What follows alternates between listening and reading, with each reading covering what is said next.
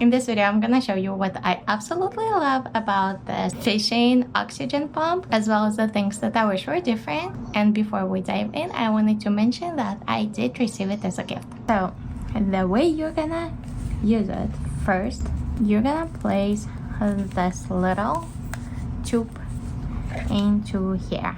And you wanna make sure that it fits very, very nicely. Then we're gonna cut about 5 centimeters of the pipe and connect it to this thing right here. And you wanna make sure that this one, it goes down. And I'll be honest with you, it is pretty hard to do. Like, I don't know, I'm struggling big time. Okay, so seems like it is pretty secure, not gonna fall out. So we're gonna go ahead and connect our second part of the tube to this part right here. And same thing, a little bit of struggle. Okay, so you're gonna go ahead and connect it to the best of your ability, and then we're gonna connect this one to the end of this. And this one is much easier to actually secure.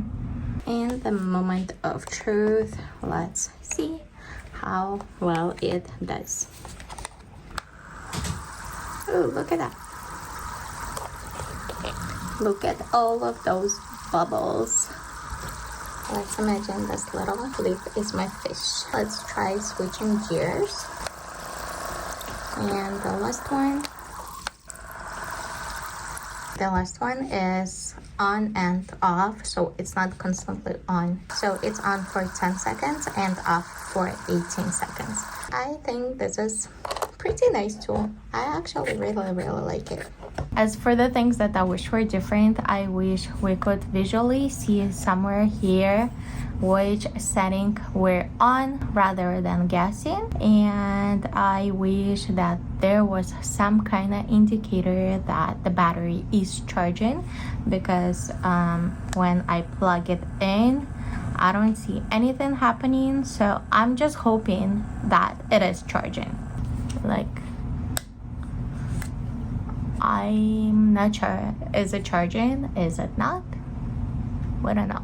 Other than that, I think this is pretty nice product for people who like to fish, to have it as a backup air pump if you have aquarium at home. I'm pretty happy with it, the way it works. I like how portable this is. It is super easy to fit it into fishing backpack, doesn't take a lot of space, and it is very useful. Really like it, totally recommend it.